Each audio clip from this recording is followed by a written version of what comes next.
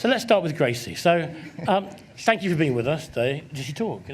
Sorry? Oh, no, I can't make her talk. I'm not that Because you did clever. quite a few voices in the film, didn't you? I did a few voices, yeah. We ran out of money, so... Are there any in particular that you can I did, share with us? Either the voices or reminding us who they were? No, I did Denise Floyd, the woman who takes Gilbert and Grace away. Who else did I do? I know you're not a performing pony or anything, but can you, if I said now, yeah. Can you remember how her voice goes? Hurry up, you two. Get on. Any other voices? I can't remember the others. My partner will remember. What other, do you remember? I think you probably did about 10 or so. Yeah, Wow, you did about 10. Did you do any, Dan? I did a couple. I did the Brothers in Perth. I was one of Oh, he did gibberish, yeah. yeah. So I don't know how well the audience knows your work, but obviously this is, I think it's the 7th film you've made. It's the 2nd feature you've made, as in proper sort of hour and a half-y kind of time. And one of the sort of big things I think about your films is that you draw from personal experience, don't you? A lot of the things that we see on screen, they might have been embellished or exaggerated, but they definitely come from something you've seen or lived. Oh, for sure. I mean, all my films are based on my family and friends, and as a writer, I'm very lazy. I just look around and steal, and but I think because I'm aiming for authenticity and to convince you that these blobs of clay have a soul and a heartbeat, I really strive to get you to empathise with these characters, and the easiest way to do that is base their stories on real people. And so Grace is based on a friend of mine who was born with a very severe cleft palate, and as a little girl had a lot of operations on her mouth. She was actually going to come tonight, but she's ill. And yet she grew up to be a very confident adult, very flamboyant, quite an extrovert. She'd always be first to take her clothes off at a party. And I was like, how did this very shy little girl grow up to be such a confident, well-adjusted adult? So there was that sort of inspiration. But also my parents, well, my father's dead now, but when he was alive, he was a bit of a collector, not quite a hoarder, but he had 3 sheds full of things. And when he died, we were all very annoyed because we had to trawl for all this stuff and take it to the second-hand stores. But that led to real interest and fascination with why, as human beings, do we fill our homes full of things that we don't need. And so I started to read a lot of books on the psychology of hoarding. And the more I read, the more I discovered that hoarders have really suffered a lot of trauma in their lives, more often than not the loss of a child, a sibling or a twin, and that this collecting becomes a sort of a coping mechanism for that loss. And so that really fascinated me, and the story about my friend who was born with a cleft palate, they sort of all merged together, and I just started writing, and 16 drafts later, 3 years later, we ended up with this. And there's something about imperfection, which goes both through the narrative in the film, but also is kind of carried through by the whole thing of stop motion, because stop motion almost is like a celebration of imperfection, isn't it? Because it's not the shiny CG or whatever, it's actually something that's been manipulated by hands. Yeah, I think I really want to celebrate the lumps and bumps, the fingerprints on the clay. I don't want you to ever think one of my films is computer generated. In fact, every single thing you just saw was handmade. We could have done the fire with CGI, we could have done the smoke, but the fire's yellow cellophane, the cigarette smoke's cotton wool, all the tears in the film are sexual lubricant. So it's all real stuff, and but in terms of imperfection, it's a bit complex. But essentially, I was born with a hereditary shake, which I inherited from my mother. My grandfather had it as well, and so I have trouble drawing straight lines. I still do, and as a little boy, I was embarrassed of my drawings because they were very wobbly. But as I grew older, I learned to embrace this so-called imperfection, and that's really what my films are all about, is embracing your flaws, embracing other people's flaws, and learning to live with our lumpy bits. And And I think that's what Pinkie essentially is a celebration of somebody who doesn't care anymore what people think of her. She's a free spirit, she's an eccentric, she has a zest for life, but she's also got a very dark, tragic background as well. And I'm trying to get with every character to really show every side of them and give as much dimension to the characters as possible. I don't want them to be cartoonish. I want them to be real people, and I treat them with respect, and I'm very sympathetic to them, but ultimately I want you to empathise. Put yourselves in my character's shoes and understand what is it like to be a little girl who's born with a cleft palate, and that's really difficult to do as a writer.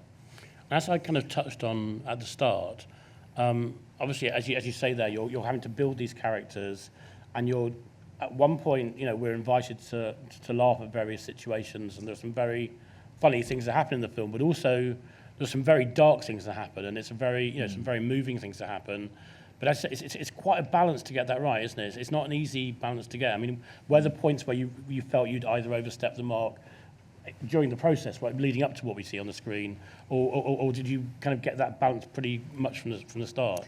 Yeah, well, it's put it this way: that my ambition with each film is to look. If you're not emotional, if you're not an emotional wreck by the end of the film, then I've failed. I want you to be exhausted when you leave the cinema, but I want you to feel nourished and also uplifted. I get really annoyed when people say my films are depressing, because I don't. It's not my ambition. I certainly want you to cry if possible, but I want you to leave the cinema feeling nourished.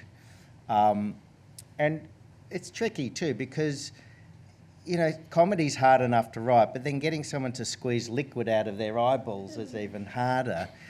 But the way I sort of write is that I believe that, you know, comedy and laughing is a release of tension. And I really think that I think you laugh more at a gag if the scene before has been dark, because I've just put you through this very dark moment, and then the laughter is almost a release of that tension. It doesn't always work, of course, but my films, I see them as zigzags. And actually, they're very musical films too, and I often see them as symphonies. And with a symphony, it starts very minimal, you add a few instruments, it builds to a crescendo, and then there's a resolution and a conclusion. And so even with this film, we ended the score in that final scene with just solo piano, and my composer, Elena, just tinkled the ivories right to the end, a very gentle conclusion. But 2 scenes before, it's a full choir with an organ, and, you know, it's very robust. So that's I sort of see when I'm writing my scripts as a musical in a way. And I hate to kind of focus on this one part of what you've answered earlier, but just to return to the sexual lubricant for a moment. I mean, presumably you need quite a large quantity of that. I mean, I wonder if you could tell us about the sourcing issue. Well, yes, we went to every pharmacy in Australia and a chemist, and we went through a lot, because it's not just the tears, it's the rivers and the oceans, and and our poor old runner, do you call them runners? Yeah, the person who goes and gets coffee and goes and buys things for the production. She went into the chemist the first day and went up to the counter with, you know, 10 tubes of lubricant, and the person behind the desk said, "Oh, having a party, are we?" He says, no, it's for a film. "Oh, a film." She said, no, it's little people. Oh, it's this whole, you know, disaster. But yeah, look, again, we use a huge variety of strange materials. I mean, Grace is made up of wire, clay, paint, rubber, and it is a very traditional art form. Everything is done in a very old-fashioned manner. And obviously there's this 1970s, you know, you've chosen to set it in the 1970s, and there's a very particular kind of colour palette that goes with it. It's quite a brown film, isn't it? And I mean that in a positive way, because it's kind of brown in a kind of vibrant way, as well as it's brown in a kind of 70s way. Yeah, I you know, as a child of the 70s, I remember it being very brown in Australia, and Australia's a very brown continent. But everyone back in the 70s was painting their houses mission brown and cream carpet, but then there was burnt orange shag pile rugs, and we wanted the film to really not only be autumnal and warm, but at times very bland. So when Grace goes to Canberra, we chose a much more desaturated series of tans and beiges to match her psychological state. When Gilbert's in Perth, we wanted that to be more cult and deep, rich browns. And then in Melbourne, a much more bohemian, more blacks and browns. So we use colour as a device to not just make the film a nice aesthetic, but also to match the psychological states of the characters. And we touched on, at the very start, the kind of the voice casting process. But one thing very successfully that's worked well with this film, in the same way that it worked with Mary and Max, is kind of securing some of the biggest names in Australia to lend their voices to some of your cast. Yeah, we were very lucky to get everyone we wanted, and of course Australia exports a lot of actors to Hollywood and here. And Sarah Snook lives in Melbourne, and she was in between finishing Succession and starting on The Picture of Dorian Gray, which she brought here to London successfully. Now she's in Broadway with it.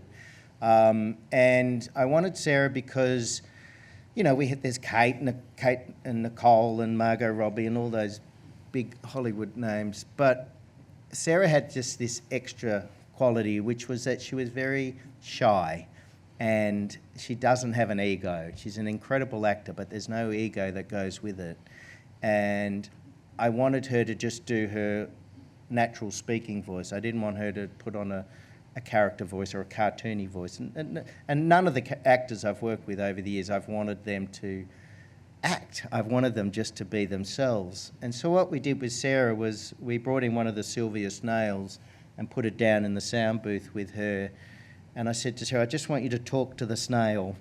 And so we had, I think, 5 or 6 sessions where she did. She just talked to Sylvia. And that's how we got that very intimate, very quiet, authentic sort of performance, which, again, she's an incredible actor, and getting her to talk to a snail, I mean, it just was amazing to watch. And you weren't allowed, so obviously some of the British audience of a certain age will recognise the two Ronnies in animation form, but you weren't able to use the actual programme. You had to use some devices to get around that. Yeah, we had a lot of trouble getting the rights to the two Ronnies. We were allowed to use their likeness, but we could never actually, we ran out of time essentially. So we had to get someone to mimic the two Ronnies, and it's very hard finding a mimic in Australia who even knows who the two Ronnies are. And we were talking to Eric Banner about it, who Eric plays the masturbating magistrate. And he said, oh, well, actually, my son's a great mimic. And I said, really? So we got in Eric Banner's son, Klaus, and he just did the two Ronnies like that. It was incredible. And how does it work with you in terms of, do you record the voices first and then you kind of animate to the voices, and then bring people back at various points, or and do they ever record at the same time, or are they all being done separately? Yeah, we're lucky because my films have a lot of voiceover and narration, so you don't necessarily need the actors in early, but any time the character talks, yes, we have to get the actor in first. So, you know, particularly with young Grace, we got in a child actor, and we recorded all the takes, that we chose the best takes, and then the sculptors will go away and sculpt a whole tray of mouth shapes, plasticine mouth shapes. So if Grace says, hello, my name is Grace, there's 2 days of work just there, and we'd have a whole bunch of different mouth shapes for each vowel and consonant that she says. So this little puppet here, she's got her travel mouth on, which is a solid mouth. If it was plasticine, it'll be all dirty by now. But yeah, we would pull that mouth on, stick on a new one, take a few photographs, pull that off, stick on the next one. She's a very complicated puppet. Her arms are magnetic, her eyeballs are magnetic, her little pupils that I'm moving around with my finger are little tiny magnets, and her head is... It's got a very sophisticated armature inside it. You've just traumatised our I audience. did traumatise everyone. So they look simplistic to make, but they're very expensive. That's probably a $10,000 puppet just there. We had 200 of these, 200 sets, and we never counted, but we guessed between 5,000 and 7,000 snails. And there's certainly days I'd wished I'd written a film about a minimalist, because it would have been so much quicker, yeah.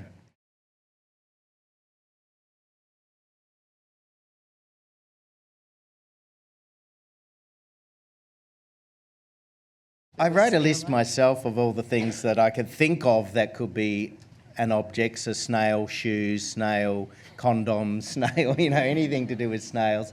But I ran out of ideas, so it was really up to the art department and the artists to come up with their own suggestions. We actually were really worried we weren't going to have enough hordes, so we even got people to volunteer.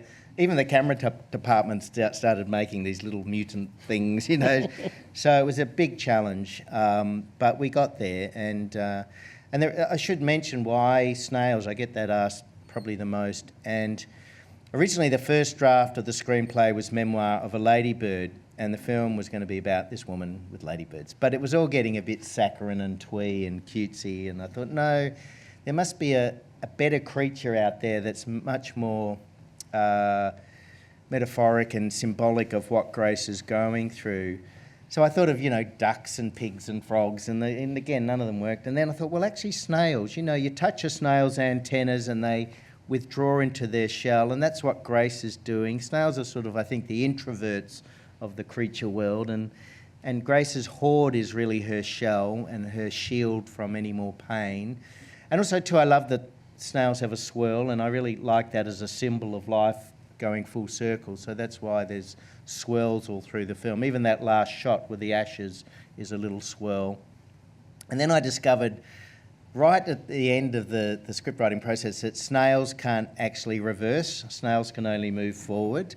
And that linked really well with the quote I wanted to use by the philosopher Soren Kierkegaard, that life can only be understood backwards, but we have to live it forwards. So we kept finding all these little links. Snails mating, I mean, that's just, Google that. And also I think snails are they're very graceful and elegant. I get worried when people say, oh, they're slimy. I think you just watch a snail and talk about relaxing. They're so beautiful to watch. And also they're very brown, which is, again, why the film's brown. Wow.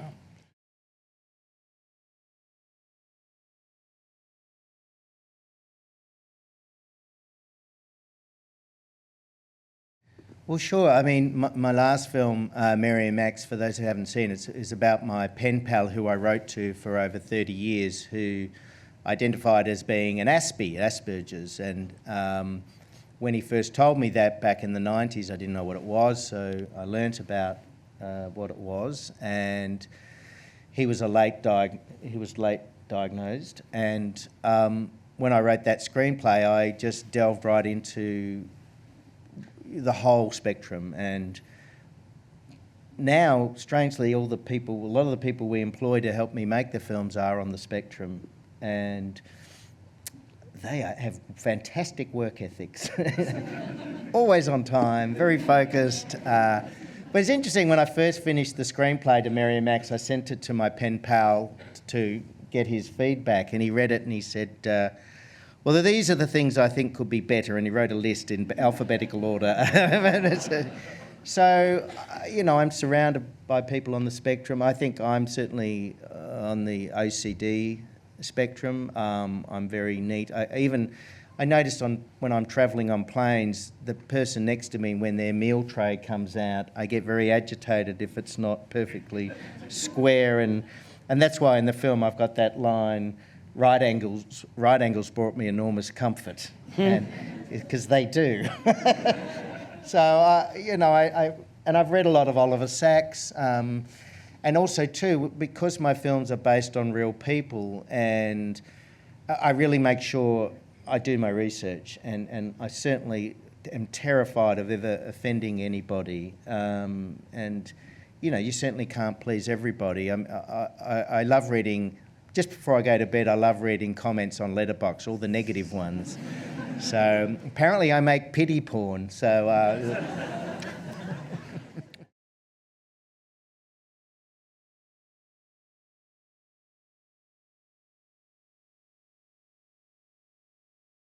But you didn't start off doing stop motion, is that right? Or? No, when I was at film school, I wanted to do 2D animation. So I went to the College of the Arts in Melbourne back in 1996, and it was a bit of an accident. I was hand-painting T-shirts at a craft market for 5 years before that, and my most popular design was Murray the tap dancing dim sum.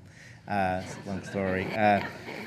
But I stumbled into film school, and I was really, computer animation had just started, and my little student film uncle was going to be 2D, but the lecturers said, no, we think you should do stop motion. There's a spare Bolex camera and a studio, and at the time my father owned a hardware store, and so I could get cheap paint and glue and wood. So they really pushed me into doing that, and I'm so glad they did, because I discovered stop motion. And I also realised that I didn't want to be stuck behind a computer screen all day doing computer animation. I just love using my hands. I still love to draw. I draw as often as I can. It's my yoga and paint and glue, and it's just the tangible, tactile nature of stop motion. Also clay, playing with clay is there's something really primeval, and often when I'm doing interviews or things at home, I'll have a little ball of clay in my hand, and it's just very soothing and relaxing. So there's that as well. I think stop motion's going through a wonderful renaissance at the moment, and I think a lot of that has to do with the fact that we are drowning in CGI, and now we have AI, which has arrived and sadly already replacing artists' work. And so I think there's a real appreciation of things that are handmade. Knitting has never been as popular, bread making, bookstores are booming. We know even with this film we're releasing it on Blu-ray, because suddenly Blu-ray DVDs are popular again. And I think it's because we all want things that are tangible. We don't want these big mega studios owning everything and controlling what we see. So I think there's a lot of that has to do with it.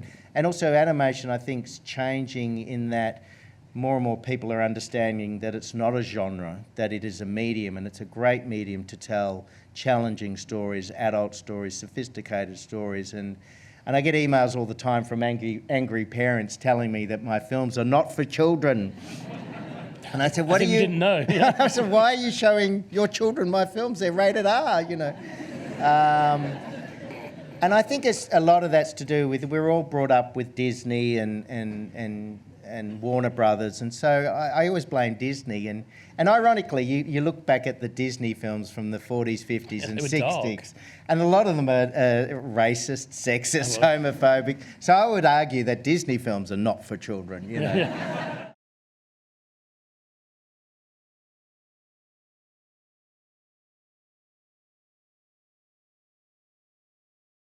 It is, again, going back to doing your research and really trying to strive for authenticity, but also I have to put myself in my character's shoes, and that's tricky as well, because a lot of these things are things I've never experienced nor will ever experience. I mean, I'll never know what it's like to have had a cleft palate, or what it's like to be a person on the spectrum. So it's tricky, but also I get very angry about things too. So, for example, in this film, there's the gay conversion sequence where Gilbert gets electrocuted with Ben, and I put that in the film because I wanted to torture Gilbert. I knew that he couldn't just be baptised, he couldn't just have the jewellery box burnt. There needed to be something really cruel done to him by this cult. And I won't even go into religion because that would take another hour. But I really wanted to, and I've spoken to people who've gone through gay conversion therapy, and it's ridiculous, of course. It's like trying to change the colour of your eyes. It doesn't work. I can't believe it's still legal in a lot of countries. Slowly it's getting banned throughout the world, which is great, but it is still practiced today, 2025. And it's brutal, it's destructive, it really leaves a big... it's traumatising. So, I get on my soapbox sometimes, and I try not to be preachy with my films, but I certainly get this thing, and that's the luxury of being a filmmaker. You get to express some of your anger and opinions on things in an entertaining, family-friendly way. So, yeah, I think... I always say too, I always start writing my screenplays with a degree of anger or frustration about something. I think that's really... is a great Kickstarter. And for this, as I said earlier, it was the death of my father, leaving behind this big mess for us to clean up. I was very angry with him, but that anger led to fascination. And when you make films, and I think being an auteur, it takes over your life, and you're thinking about it the whole time. I mean, already I'm thinking about my next film, and I can't wait for all this promotional stuff to be over so I can go back to my office, lock myself away, and start writing the next film. So they're all encompassing, you know, and I've only got 2 films left, and that'll be it, because I've got to make this trilogy of trilogies. And that's all I've been doing for 28 years, is making these films. And I keep doing it because I know that audiences respond, and I know that as a filmmaker I have a responsibility, and it's my job to leave behind a series of films that are nourishing. And I don't want to just entertain you, I want the films to linger and have a long shelf life and a longevity. And I want them to be positive. I want them to make people feel good. Okay, you might shed a few tears, but ultimately I hope you leave the cinema feeling a better human being, and perhaps, you know, look at the people around you with a different sort of perspective. You know, we don't save people's lives as filmmakers, but we can certainly make people's lives a little bit better. So I really, now that I'm getting older, I do believe in leaving behind something better than when I first arrived. Yeah. Well, I think that's great, and I think, you know, the fact you used the word auteur, I think, is absolutely right. I think you're a true auteur of the form, and I think that, you know, the word nourishment, I think, is absolutely right. And I think we're very lucky that, I know there have been opportunities in the past where you might have ended up working for a studio somewhere, you know, abroad, but you've turned down those opportunities to tell your own personal stories in the way that you want to tell them, in a very uncompromising way. So I think, you know, we're very lucky to have you, and I think the film is brilliant, and I'm so glad that modern films have picked it up. They're going to be releasing it on Valentine's Day. There we are. The perfect Valentine's Day film. And a big thank you for bringing Gracie with you as well. Big thank you to Ad and Elliot. Thank you.